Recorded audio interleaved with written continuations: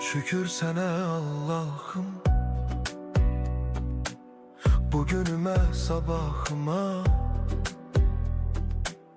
Ürəyimdə bir ümid var, sen baxırsan halımıza.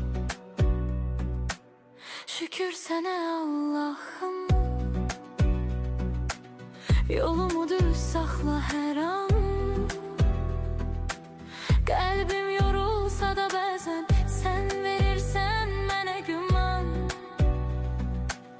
Bir addım atıram, yenə sınaq çıxır. Dünya bəzən gülür, bəzən də yandırır. Amma mən bilirəm, tək deyiləm heç vaxt. Sənin adın var içimdə, mənə yetər bu haqq. Evimə bərəkət, canıma səhət, qəlbimə təmizlik, dilimə məhəbbət. Hər kəs öz payını halal qazansın, Allahın nuru ilə qaranlıq dağılsın. Ya Rabbim gəncə güc ver, yaşlıya səbr. Qəmli olan ürəklərə biraz rahatlıq ver. Kim yorulub, kim ağlayıb, kim tək qalıbsa, sən çatdı köməyini, gecikmə Allah'ım.